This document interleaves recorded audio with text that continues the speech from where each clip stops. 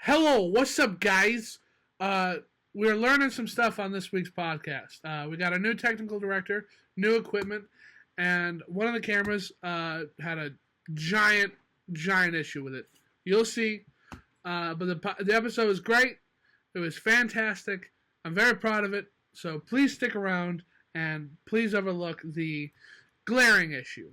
Love you. Subscribe to the podcast, of course. Cheese, film out.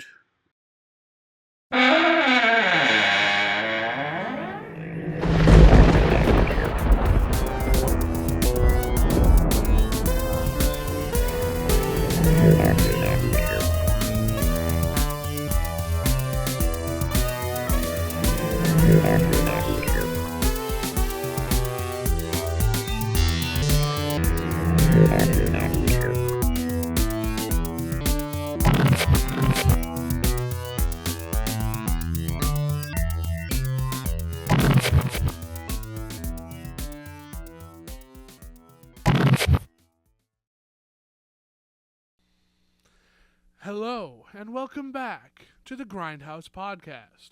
I am your host, Cheese Film, and I am joined by my friend, Mr. Hecubus. Mister, that's good. Today's film that we will be talking about is Bloodbath at the House of Death. What? Bloodbath at the House of Death. I watched The Swarm. You watched The Swarm? I'm just kidding. Before we start this podcast, though, I wanted to give a couple pretty decent-sized updates. The website is in full swing right now. Right. So every episode of the podcast is live, and you can watch them all there. You can also submit requests for us to do, and believe it or not, we have some requests. So don't think they go unnoticed. We had a couple requests of The Land That Time Forgot. Oh, that's a good one. That is a good one. I think that we'll be doing that soon. By Mr. Tom. He did it off the website. The Nightmare Kids requested both Rosemary's Baby and the Tales from the Hood. And then the Wasp Woman was also Right, yep. a recommendation. So we will be taking a look at all of them. No, but I do have it. I know you have it. It's in That's that why box she set. picked that, but I didn't watch it yet. I haven't. I think I would probably be looking watching that forward to this it. weekend. Yeah. We also have heard your voices. So this podcast, this will be the second episode that has video, and the first one, The Fly, did pretty well. Yeah. In comparison to all the other ones. So you Video guys, is a lot better. you guys are coming back for the video. You like to see us talk. You like to see us talk, and especially I clipped a couple segments from that podcast, and I put the scenes in there that we were talking about, and those took off too. Yeah, they did pretty good. So we will be doing that Yeah. It's pretty really frequently. because we have day jobs. We do. We have That's the day job. the problem. So look for that in the future because you have spoken and we have heard. Yeah, follow us on Facebook, TikTok. I'm everywhere. on Twitter now. Anywhere that you've got a social media, that's what we're trying. We're trying to get Instagram set up, but we're in full swing and we want to hear from you. So keep commenting, keep liking, share it with everybody you know who likes movies, and of course, just enjoy. We are That's your big part. the Grindhouse. So, Bloodbath at the House of Death. This movie is a hilarious comedy, in my opinion. I thought this was It's a British horror comedy from 1984. yes. Man, I don't know how to explain it because when I first saw it, when I first seen or heard about it and saw the picture on the cover of the Right. book and all Yep. the movie, I thought it was gonna be just like a very cheesy B movie with a lot of blood, Splatter, gore, just like a haunted house movie kind of thing. I was not expecting humor in this at all. So when the first, because the movie opens up to murders in the house, Right. and The then bloodbath. yeah, and then the our main characters, the scientists, they're driving through, and one of them cracks a joke, was like, oh, that's kind of funny. That's, you know, whatever. And then they do it again. They have another joke, and I was like, hold on, that's 2 jokes in the span of like 5 minutes. That's a comedy. And then they just keep coming. And I was like, Right. oh, this is going to be a completely different ride than what I signed up for. It is definitely a different ride. And let's do some housekeeping real quick. It was directed by Ray Cameron, Yes. written by Ray Cameron and Barry Cryer, and one of the stars, Kenny Everett. Mm-hmm. Those 3 guys are basically British comedians, and they did a lot of comedy stuff in the early 70s and late 60s, well, all the way through the 90s, but there was kind of their heyday, and that's why it's a comedy. Like, we would know that because it wasn't Monty Python. It wasn't. Bloodbath. It was these guys, and I'm sure in England they knew Who they were. what they were getting into, but we didn't, and it's British humor, which I like. I think it's pretty funny, But it's not. It's British humor, but not like boring British humor. Like no, it's not like boring. Monty Python British humor. Like Yeah, I thought it was very like that. jokey. It's stupid-y kind of humor. Yeah, Like you and your buddies would do kind of humor. Right. It's not like aristocratic humor. no, it's not. It's It's- regular comedy, Yeah, it's regular comedy for the regular person. people comedy. Also, Pamela Stevenson, Mhm. who plays that. I can't think of anybody's name, but she's one of them scientists. She was she was in History of the World Part 1. Mhm. She was on Saturday Night Live for a whole season, Oh wow. and she's a clinical psychiatrist. Oh my god. And of course, Vincent Price. But is in it, too. that was the big one. I was coming around. Vincent Price is in this movie, not in a lot of it. No, he's got 5 scenes basically, Yeah, and I think he's the best part of the movie. he is the best part. And- Not just okay, because I love Vincent Price, right? but And no. he's Vincent Price as Vincent Price character. Yes, it's a caricature of a Vincent Price, like with Muppets, kind of put Right. him on there. And he gets annoyed. He gets annoyed, and oh lord, because they're not like ha jokes. Like they're not jokes like that. They are situational humory jokes. So when he's given this like dark sermon, and the followers are all in sync, saying everything he's saying back to him, they're all bowing their heads, and he's holding this candle, and it drips wax on him, and it burns him. Yeah, And he's like, "Ow, my hand!" And then they just go, "Ow, my hand!" And yeah. it's Like hilarious. for the greater good. Yeah, The greater exactly good. like that. Yeah, I'm I- sure they've seen that movie. If you like those Edgar Wright Cornetto trilogy movies, then you would love this movie. You probably It's like this just one, kind of too. like that. The Here- humor is very similar. And have you ever seen Airplane? Yeah, It's airplane-y. it's very So I compared it when I was watching it. I was like, this is very kind of like Monty Python-y. It was airplane-y, and it was. Oh man, what was the other one? Oh man, now I lost it. I can't think of it. But it was Is it older or newer? more newer, Like Scary Movie? kind of more like yeah, scary movie. Because they ripped this movie off in Scary Movie 2. Oh, did they Yeah, really? I looked it up. I didn't see Scary Movie 2. Uh-huh. Although I think Scary Movie, the first one was, well, we're not going to talk about Scary Movie. Anyway, yeah, the ghost has sex with a blonde woman in Scary Movie, just like in this one. Mm-hmm. And that was a good effect, too. With the the ghost cigarette? has 2 cigarettes floating in midair. That's pretty cool. But overall, I didn't care for this movie. You didn't care for it? Oh, my See- waiting to shove that in there. And you said situational jokes, and that is what they are. But it's kind of like they write a scenario so they could tell a joke. That joke? And it was just too heavy-handed for me. Okay. And Airplane is heavy-handed. I don't know. It's just a little different, and I prefer it the Airplane way than this way. But it does have good stuff. I think Vincent Price is the funniest stuff. And maybe it might be because I'm a Price fanboy, but it's those 2 moments, because I think the lisp that Pamela Stevenson does Yeah. kind of gets annoying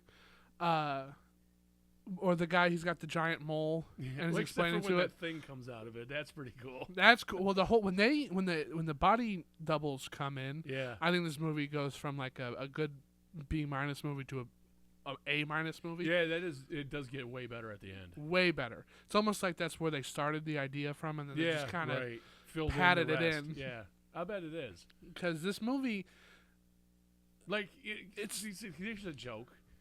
They're in that pub at the beginning, and that blind guy, it's funny at first when he's knocking everything over. But he's got dark glasses on, and the dark glasses had the cult's symbol on them. And I don't know, that was just too much. And, like, the dog has it on his head. yeah, it was everywhere. It was everywhere. And then they But, like, in the pub, too, also, when they start... Because they keep going through how all the people died at the beginning. right, and they counting them all. They're singing the 12 Days of Christmas. That was really good. Very clever. yeah. So A that's lot of the stuff is clever. there's just enough like really good jokes for me to keep me going through the whole thing. right. And then they did it's a obvious setup. They're like, well, it seems like somebody's trying to keep us away from this Yeah. house, and then it just cuts right to Vincent Price, who's Yeah, trying to trying to away do from- that. They don't really explain why. Yeah, you know what? I I was didn't- waiting for that. They just kind of don't want him there. Oh, aren't they trying to raise the devil? I think because Vincent Price says something. I'm the and he's going off about how he's the. And he's like talks to the devil too. He's like, "What? I told him not to. I'm trying to get him out of here."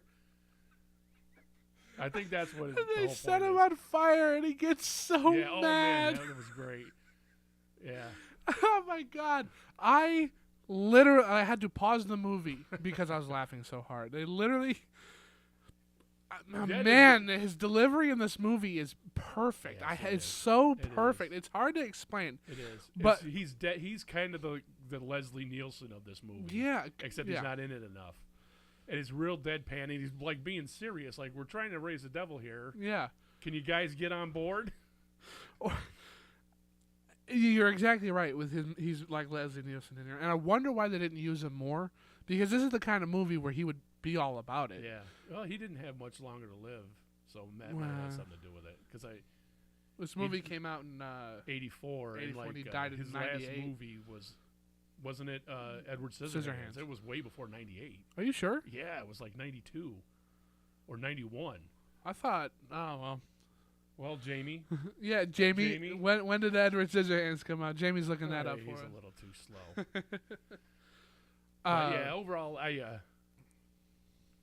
didn't care for I it. didn't care for it. It wasn't for me. Oh, okay. Which isn't a problem because not everything's for everybody. Right, and that's Uh, the point of this whole thing too. Yeah. It was like to have a conversation about it. But I did enjoy some things about it, and especially like, okay, your audience, my audience, Our audience. no, my audience would not have a problem with one of the Vincent Price jokes that I'm not even going to say because your audience will be all up in arms. You know what's what funny? I'm talking I about. do, and it's hilarious because they do. I was just talking to about this. He says, well, we won't. 1990s when Edward Scissorhands. 1990. Okay. Yeah. Well, we don't say what the word is. We're not going to say it's an F word, Yeah. and it also means a bundle of sticks, and that's what he's talking about. But one of the minions is like, I don't think you can say that. This isn't good, and that whole part was hilarious. Well, yeah, and that's. I was gonna point that out. Well, because Vincent Price was a very openly bisexual man who I didn't did know that. fight for gay rights back in his time, which was the 40s, so 50s, he and can 60s. say it. So he said it. Somebody said, "I don't think you can say that," Right. and then another minion said, "Well, I think he's talking about sticks." Yeah. You know, so it was just funny. I just think it worked better because when you have the context of Yeah. all of this, Right. In context, It works. It's a good joke. and it's a good joke on The its whole thing. own. Yeah. But and he's I like was thinking that ignoring him, too. basically. Were you? Yeah, Yeah. that I knew you were. You couldn't make a joke like that today. Mm-mm. No way. But I'm wondering why he wasn't in more of it, and it might just have been scheduling because this Yeah. whole movie was shot on location in Potter's Bar. That's a town. Potter's Bar. town in London. So maybe it's just Yeah. he was He there was for a a big specific amount of traveler. time. Yeah, He so was a huge traveler. Might have just been traveling too. He was a big traveler. He was a Cook. a chef Yeah. for high class cuisines. Yeah, he has a cookbook and everything. He's got a cookbook, and he was on Jimmy Carson, and he taught Johnny people Carson? Johnny Carson, and he taught people how to cook a fish in a dishwasher. No kidding. No kidding, because it's all it Wow. is a big steamer, Yeah. and steamed fish is Yeah. really good. Huh. So when you've got that, That's awesome. there you are. He's the man.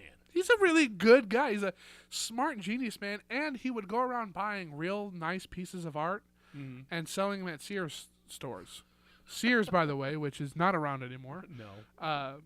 is it like the Sears collection? And he would let you and me buy actual Wow. high-end art. That's really It was cool. a whole program and stuff like that. He was a Really really man of the people, Yeah. which is part of why I really like him so much, because he's a great guy, and then he's a great actor on top of that. Yeah. But it was a parody of the Amityville Horror movie. Yeah, I saw that too. And I didn't among get other that. things, I don't think it's really I- because yeah. the house isn't haunted. Well, I wouldn't say the house is it's haunted not, at all. not like it is an Amityville horror. No. And the cult is the main thing Yes. because there's a ghost in it, obviously. And that's a pretty cool effect too. They just blow some smoke, and Yeah. now the ghost is there, and then it went out the window. Yeah, there's a lot of practical effects in this that I thought were really, really well done. Yeah, all that was great. Like his leg Yep. being metal plated, and then when he like gets electrocuted, I thought that was all done really, really yeah, well. that was cool. One thing, what was his name? Oh, Kenny Everett. That who plays that guy who has a metal leg. Kenny Everett. And he forgot to limp. All the Yes. time. And he would have to. They had a sign that hold up that said limp. Limp. I would find it to be a little hard not to remember that When you because got you're that- wearing it. Yeah. Unless he wasn't always wearing it. They didn't always catch it either because I'm like, because at the beginning, I'm like, why is he limping now? But I might not have paid attention to that. Was he limping the entire time? Because then he Yeah. starts talking in a German accent and has this whole split identity thing Yeah. too. So I thought it was because of that. That's where I thought they were going with it. Yeah, that makes sense too. Like he doesn't actually have a limp. The character inside him has a limp, Right. who's German. But other than that, I think that's kind of funny. That you just forgot to. You just kept forgetting to, because he's in a lot of them. He's like the main Yeah, guy. He is the main guy. He was the The star. writer too. Yeah, and the producer or whatever. But he was big in the BBC during that when they made this movie. He was still like pretty famous over there.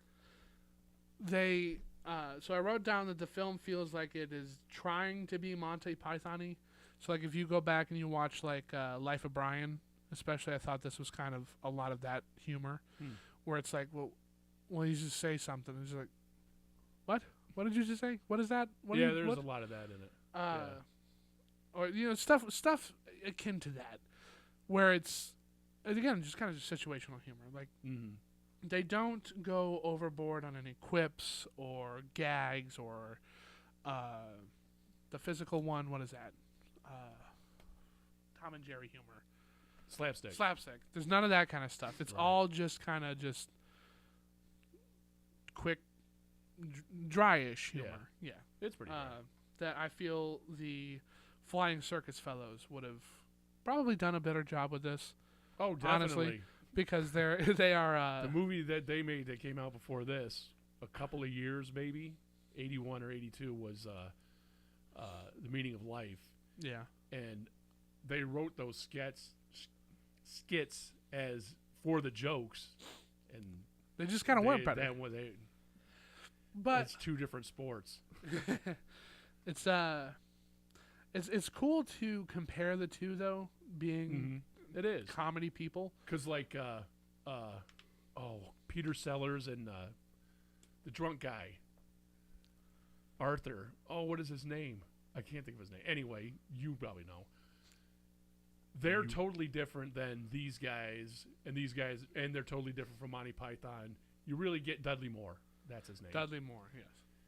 Very totally different kind of humor, but it all works. Just like here in America, it's Yeah. just they have their funny accents that are snooty. We talked about Vincent Price. I knew I was not going to be able to read this when I wrote it. Okay, listen. Oh, the doppelgangers. I wanted to talk about the okay. doppelgangers because that's when the movie starts to get real interesting again. I love their intro where they're just kind of like that was cool. coming out of the ground, and then they reveal themselves, and then they go kill themselves. And it's not funny.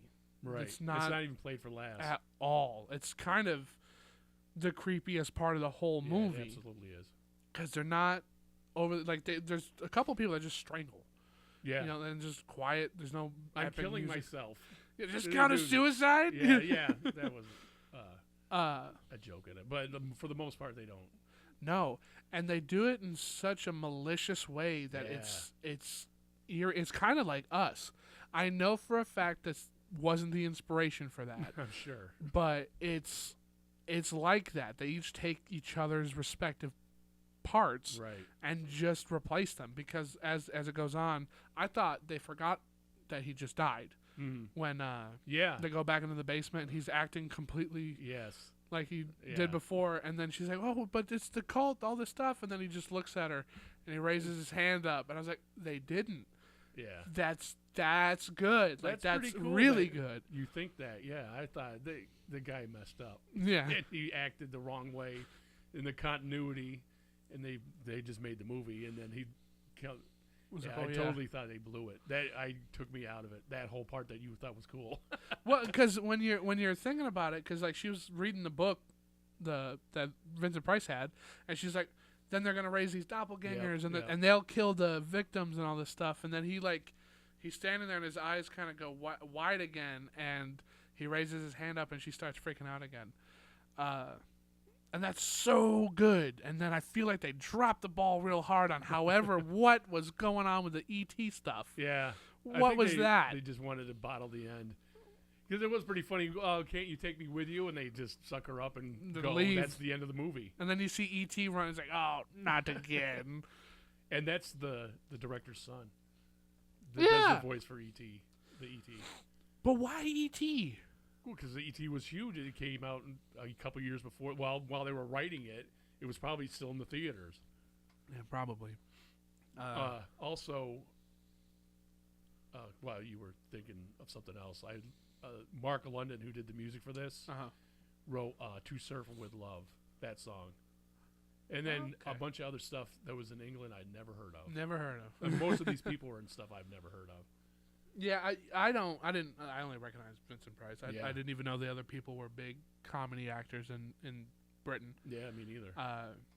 Which is not hate. I just have never heard of you. Yeah. And that gives me an opportunity to hear of you. But this movie is hard to come by on physical media. I think there's a DVD somewhere. It was never transferred to Blu-ray. How do you have it? I watched it on Tubi. No. Oh, you have those Wasp Woman. Never mind. Yeah, I watched on Tubi. I was thinking I was going to, because I've got those like drive-in box sets, horror classic box sets. I've got a lot of those. Right. And it wasn't in any of them I have. But I know, because I almost bought it. It's on VHS and it's on DVD. But the DVD's like expensive. So I'm not because it's probably bridge that price. Yeah. Yeah. Because there's not a big market for it. Yeah. In the early 80s, there was a big horror comedy thing. Well, I shouldn't say big, but there were well-known ones. For example, Saturday the 14th, which the name is obviously a joke on Friday the 13th. Doesn't have anything to do with that. It's like a haunted house movie. It's got a bunch of famous people in it. And Transylvania 65000, that was another one with like Jeff Goldblum and stuff. And then Student Bodies, which was way more like jokey like this. And it just fits in with those. And then they kind of just go away. You know, because I don't think you can get... It would probably be pretty hard to find any one of those other three movies on DVD even. You don't see a lot of the horror comedy anymore. No. It's really... like the Cornetto trilogy. Yeah, the Edgar Wright. Yeah. Yeah. Is that what it is? Cornetto? The Cornello. It's that ice cream. Yeah, it's ice cream. But like even Shaun of the Dead. That's like the only one I can think of. That's a modern horror comedy because the other two, well, the End of the World one is just more sci-fi than horror. Yeah, I wouldn't call that one horror. I'd call that one sci-fi. And the other one is thrillery. Yeah, I wouldn't say it's because it's a cult. Hot Fuzz. Yeah, that's I would thriller. say that's a cop movie over everything. Yeah. But yeah, it does have the cult in it and everything. With Also, Timothy Dalton. One of the guys, Gareth Hunt, he kind of looks like James Bond in this movie. Yeah. He was in a James Bond movie. Oh, really? Yeah, one of those Timothy Dalton ones. Where was I going with that, though? Yeah, there just isn't very many of them. This movie does I'm going to call it a reference to Psycho when the shower head starts pouring blood. Because if you ever put blood in a shower, it's going to be a reference to Psycho. I think that was kind of a interesting idea to do. Yeah. Is make the house a haunted house at the very end like that. The blood in that was also very thick. I've noticed a lot of these. It was very, very thick. Like I was slime. just going to say that. It was. Yeah. Yeah. That's really what I don't like about this movie is the other ones, well, like Airplane. Yeah. Has a story, and then they put jokes into it. This one has jokes. It's because they're going there to investigate whether or not the house is supernatural. Right. I don't know. I don't know where that story goes. Like it pops back in here and there. Right. When they're like, we're here to get the ghost. No, we're here to prove it's not supernatural. Yeah, they had all that equipment and stuff. Yeah. It just kind of. It doesn't have a good focus. It's just kind of got the camera on. Right. You know, there's not really anything driving the narrative. Yeah, sometimes it does feel. I don't think it is improv, but it does. Just seems that way. They didn't have a script. Well, the movie was they almost lost funding on it, and Cameron's buddy there, the guy who ended up producing this, financed a lot of it too. Yeah. Because the studio didn't have a lot of faith in him, and I personally like it, but I can see why, and I can see why this wasn't a thing for you either because. It's not overly great. I've seen better and I've seen worse. It's just kind of there. It's a better made movie than Dark Star was. Yes, but it is. Like it's a cult movie, and that's it. People are gonna like it or they're not gonna like it. I like Dark Star better, but this one was and I liked this better than Dark Star. I thought Dark Star, cool. yeah. Although I like Dark Star a lot, especially for it being a John Carpenter movie. John Carpenter, like his first movie. But that's what's fun about these kind of movies too, though. Like I wouldn't recommend it, but except for you might like the jokes. I would recommend you look up highlights on YouTube. Yeah. Look up the Vincent Price stuff alone because that is very funny. Right, it is. And I don't want to tell all the jokes, but because he does a better job than I ever could with this stuff. It's just great comedy. And it works as a comedy because it's not how you picture Leslie Nielsen in Airplane, where he's deadpan. Deadpan, he's saying like, "You can tell me, Shirley. you can tell me, it's okay," that kind of stuff. Like there's something going on, and the pilot doesn't know what the answer is. He's like, "Well, I can't tell you, so you can tell me, it's okay." Yeah, like if you like that humor.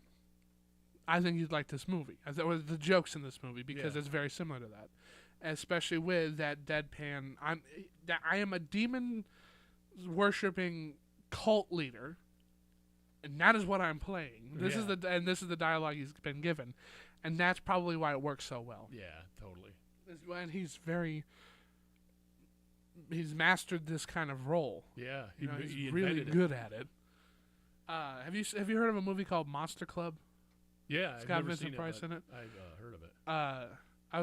I just recently got it, and I think it's kind of similar to this one, where Vincent Price isn't in a lot of it, but he's in enough of it where you're Mhm. like, okay, yeah, this is worth watching because Right. of Vincent Price. That's kind of where this movie is too. Yeah, and Also- just watch it for the jokes. Yeah, just watch for the jokes. That Monster Club, I think, is the only movie he actually plays a vampire in.